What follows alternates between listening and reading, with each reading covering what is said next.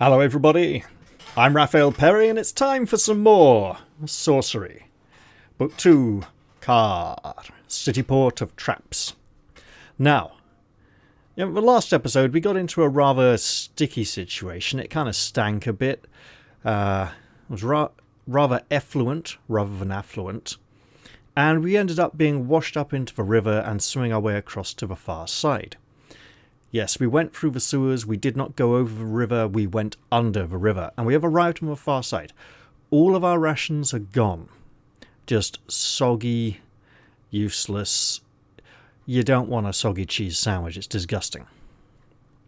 Now, here, the north gate is here, but the only way to access it is from down here, so we're going to have to loop all the way through there.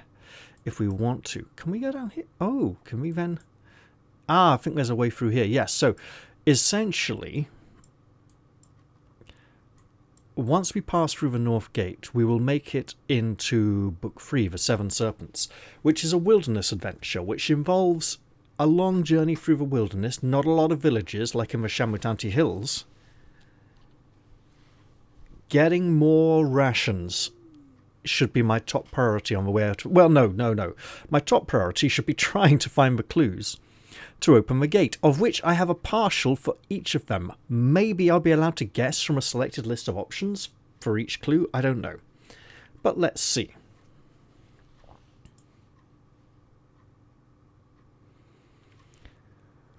Dawn comes, and you are woken by the shimmering light from across the surface of the Jabaji River. But the idyllic morning is quickly broken as the first of the boats begin to sail down the river, the sailors cursing and singing filthy songs that echo between the buildings on either side. You have almost become accustomed to the terrible smell here. Let's start moving. You follow the road away from the river towards a fork in the road.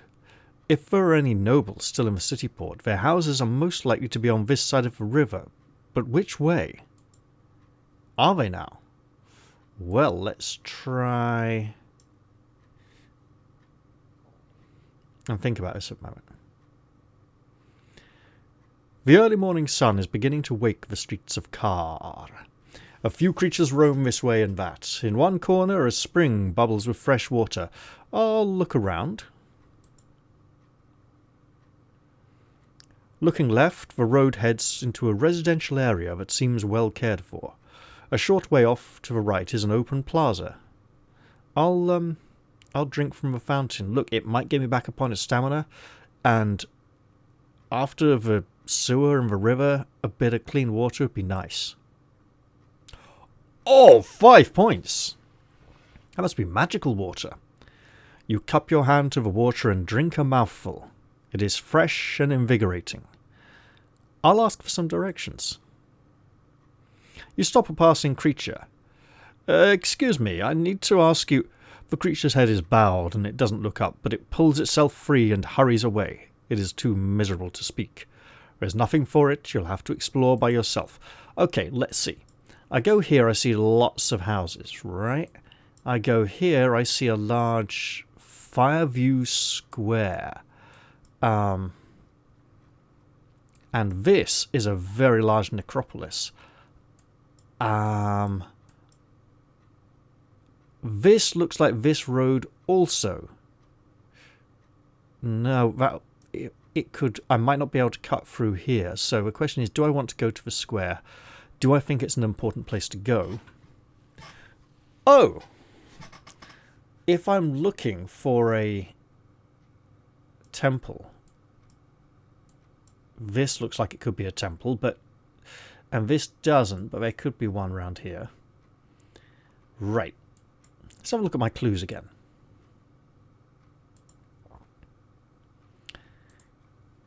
Okay. So Korga and Forga are the two twin gods. One lock. No idea. Deep inside. I bid you gates open, or something like that.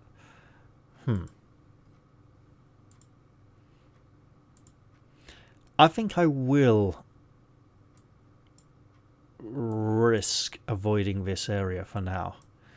I've had a rough time in the city and I'm just kind of needing to get to the gate itself, really.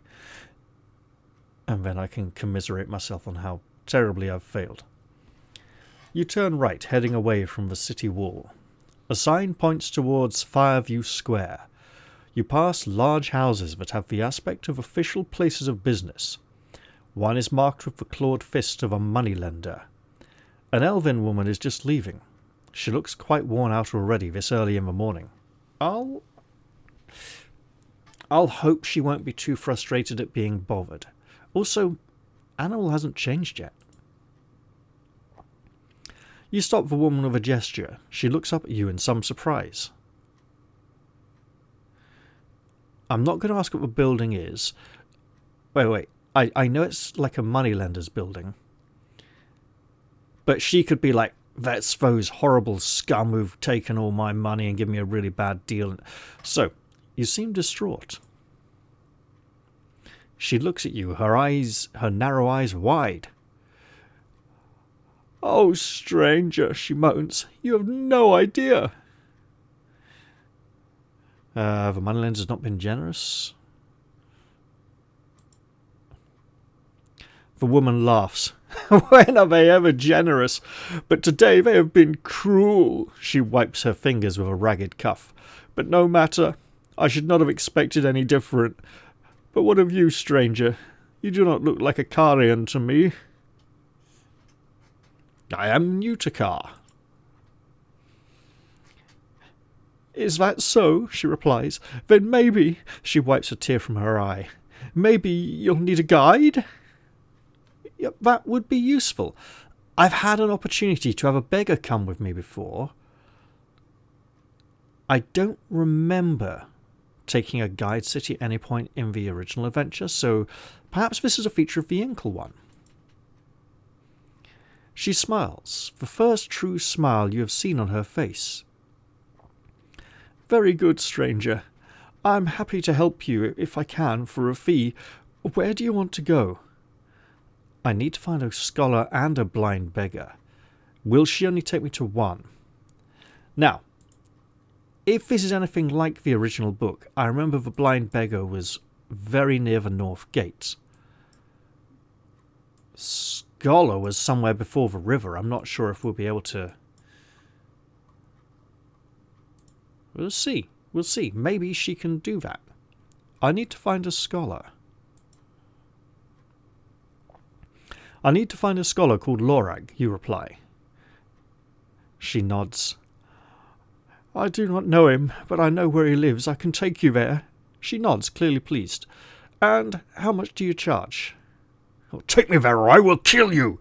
No, she's been ripped off already. There's no point making her life worse as it is. She sizes you up for a moment. 4 gold pieces? Half now, half later. The woman shrugs. That's fair. She holds out a palm and you give her 2 gold pieces. She smiles. Very well then. Remember, elvins are tricksy creatures. She gestures down the street. What? She's not just pointing me in a direction, is she? Tell me your name.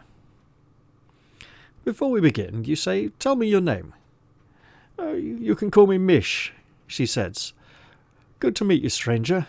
This way. Ah, nice to meet you, Mish. She heads off along the street. Well then, towards the square we shall go.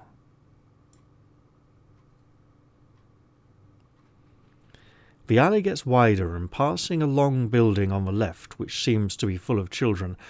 An orphanage, Mish tells you, full of ne'er-do-wells. On the step, a lanky man sits with his eyes firmly closed. This could be a red-eye. Are the red-eyes here in this part of town? The red-eyes are a group of monsters that look like fairly normal people, but they keep their eyes closed all the time. Because their eyes are burning red-hot fire, and when they open their eyes, they can shoot fireballs from their eyes. I'll look at him. You pause to look him over. He is tall, well-dressed, but not healthy-looking. He seems pale and thin. Leave it, Mish hisses. I'll take her advice. You ignore him and keep moving. Your guide is already a few steps ahead. into Fireview Square then. So maybe the guide characters just serve to offer a few warnings and a few bits of advice, and then they leave you when they get to the destination. Who knows? You follow the woman down a road between large houses until it enters a wide square. Odd-looking creatures mill about, going about. Ooh, two abouts in the same sentence, so close together. That's awkward. Odd-looking creatures mill about, going about their business. Several are clustered in a crowd around a monument of some kind. You see that? Mish says, pointing. That's one of the great treasures of Khare.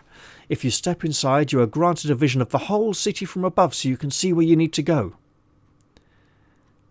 On the other side of the square, the main road continues on through a low arch.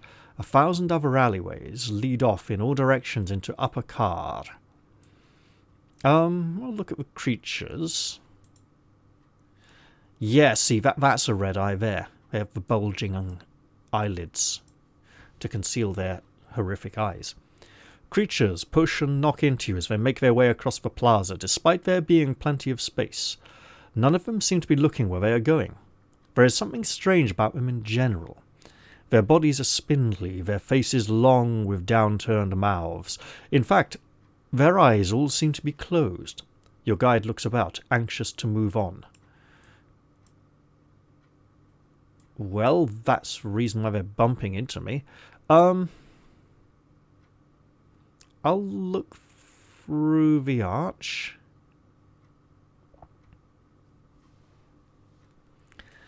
The arch at the far end of the square is thronged with more creatures, not all the same as those in the square.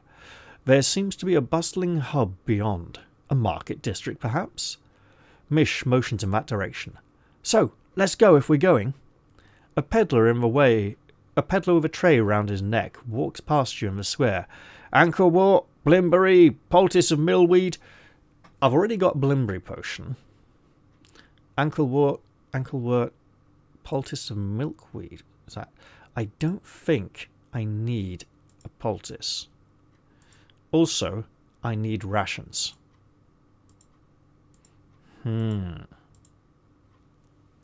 So I think I've got everything up to this point, apart from the Giant's Tooth, which I've already used. Probably didn't turn out too well. There's probably a better place I could have used it.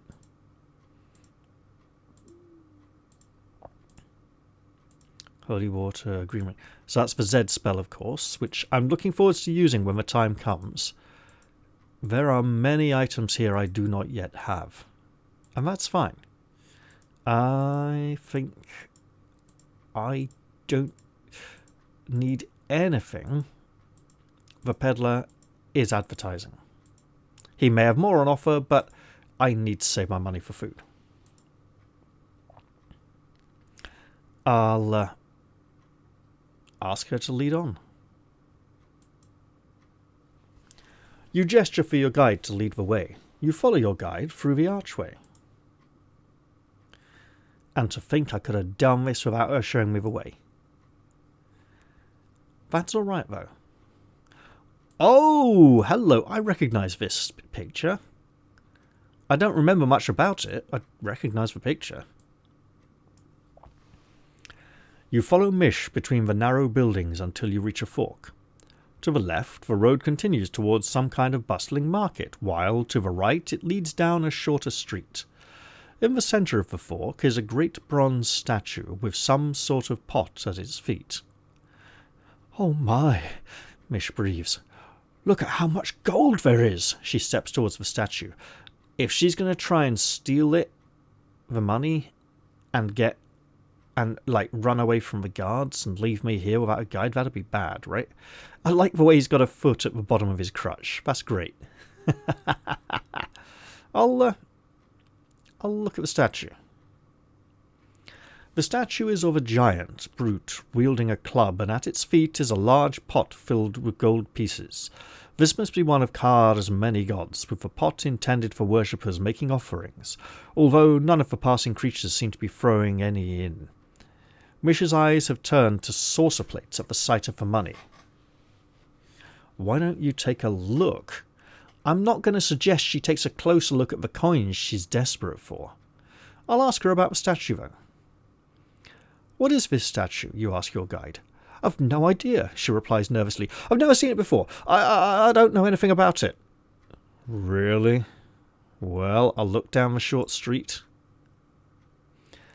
Looking down the short street to the right, you see a sign above the doorway reading, The Gambling Halls of Vlada. Given our... I bet it's not easy. I bet it's the Liar's Dice game again. Several seedy-looking creatures mill about on the steps. Cheerful creatures go in and miserable-looking ones come out. Yes, pay heed. Ask the guide to lead on. Let's go, you say, waving your hand, waving to Mish to start walking. Of course, she says, but you can see she's looking at the pot of gold. She begins to head down the road to the right.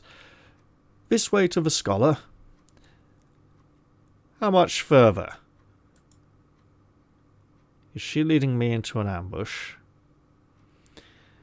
She answers absently, not turning around a few steps ahead.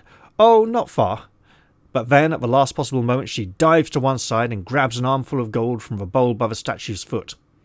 That'll teach those moneylenders not to pay, she cries, stuffing nearly 20 gold pieces into her pocket. From somewhere behind her, there is a noise like thunder of something moving to life. Yeah, it's gonna be the statue. And if I stop to fight the statue, she's gonna run away. If I run, I might not run the same place as her. Look for the noise. I've got a pretty good idea what it is. Quickly, put the money back! You cry out, it's a trap! She stares at you like you are mad, then laughs. Of course it's a trap, she cries. Why do you think I led you here? With that, she sticks a single gold piece in your money pouch. The statue comes for the last person to thieve, she breathes. Good luck. You'll need it. She races away, but turns in the mouth of the alleyway to shout something. I'd better listen. Can't I chase after her? It's got a weak spot on one of the legs, she calls back. And to find this man Lorag, you need to go back through the square and up one of the alleyways. Then she blows you a kiss and brushes away. You don't have time to be angry. Looking up, you see the statue's right arm sweeping down towards you. Leap back or leap left. The arm's coming down, and I'm not necessarily under the hand. Sweeping would imply sweeping across, but down, so I'll leap left. But yeah, that didn't end well. You jump left, straight into the path of the club, which sends you flying backwards. Picking yourself up quickly, you see the bronze giant has leapt from its pedestal and is advancing towards you. I'm going to give back the coin.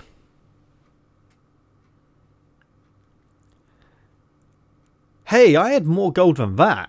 Did she nick mine as well? What? You open your pouch to toss back the coin, but which one was it? You grab a handful and throw them at the statue, but it does no good. The brute keeps on coming. You'll have to fight. Can't I, chuck that last one then, obviously? You rush forward, dodging the statue's stamping foot, but when your blow lands on the metal, it only sends a painful shockwave up your arm. Well, yeah, obviously. And does no damage to the creature at all. The statue is leaning back for another swipe at you. You will have to find this thing's weak spot, if there is one, or else she will do not stand a chance. Well, I'm going to pick a spot to attack. In the millisecond available, you scour the creature for scratches, blemishes, anything that might suggest a chink in its armouring.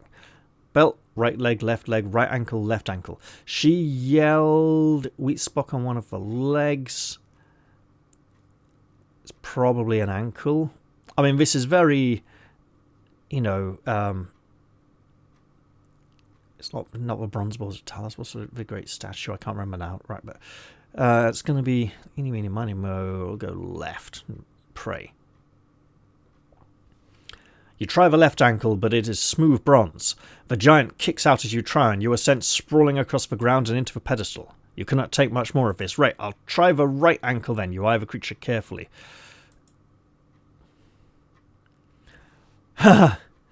You dodge the swinging club and come in from behind the giant to try and cut him in the right ankle, but the metal has no chinks or weaknesses there. Ooh. The giant, seeing where you are, lifts his foot to stamp on you. You jump clear just in time. The statue is half killing you. Can't I, like, cast Wok or something? Or Foff? Foff would be great. Okay. Belt is not... Maybe she was lying and it is for belt. I'll try left leg. You race forward towards the creature's left leg and spy a small metal plate. Twisting your sword around in your hand, you drive it into the crack and begin to lever the panel open. The giant flails this way and that, trying to shake you loose, but you are determined, and finally the plate flies off. A blast of hot gas ejects from the statue. It sways, then topples face down into the street. At least I'm alive. You gasp with relief and take a moment to recover your breath. You have survived, but your elven guide has disappeared with all the statue's money, and apparently a lot of mine as well. Yeah, can I get that? Right. Now, she said...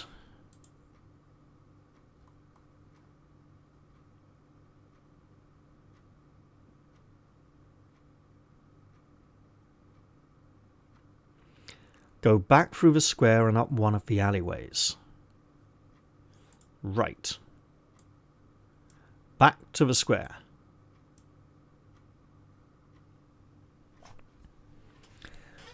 You head back down the road under the arch and into the plaza once more.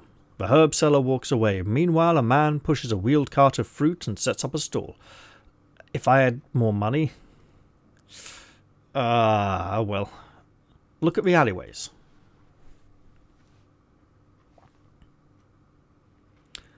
You walk to the centre of the square and turn about, peering into all the narrow alleyways that lead off in every direction. To the northwest, they wind between residential buildings, stacked precariously on top of one another. To the south, the alleys seem darker and rubble-strewn, and there are fewer rooftops in that direction. The creatures in the square mill about, talking in hushed tones to each other. So, north-west... stacked up buildings, lots of people crammed together. South, ruins. Northwest is like here, unless the map's twisted. Right, so if we say... yeah.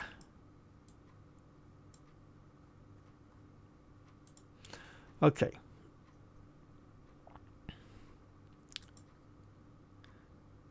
You look around the various exits from the square. Time to make a big mistake. Right, what do we got? An alley, and another alley. Alright, let's think about this. If I went up here, I could come down either of these, right? This looks like a kind of nice big house here, right? This looks like a sort of block of flats. Oh, yeah, this looks important. Okay. Okay. Fingers crossed.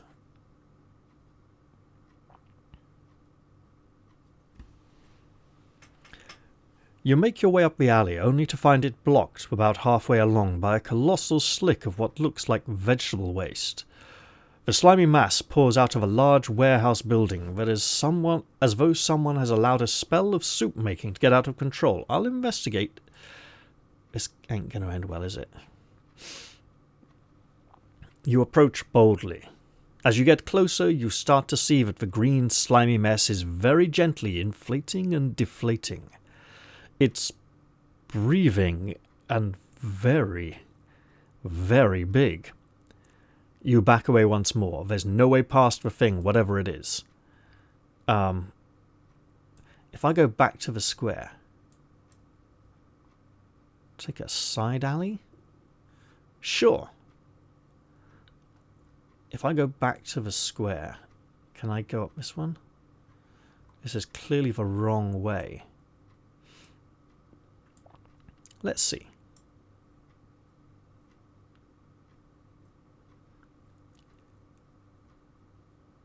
You follow a narrow alley which emerges back into the square with the monument at its centre. From that moment you hear a sudden gasp. Something has happened. Approach from one... wave in front of a creature's face. No, no, no, leave the square. Get out of here. Creatures come and go from alleyways all around the square. I'm gonna try this way.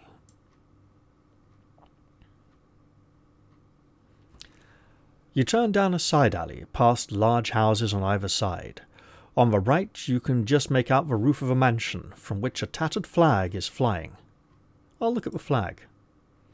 The pennant is blue and gold, and bears a crest depicting stars shining above an open book.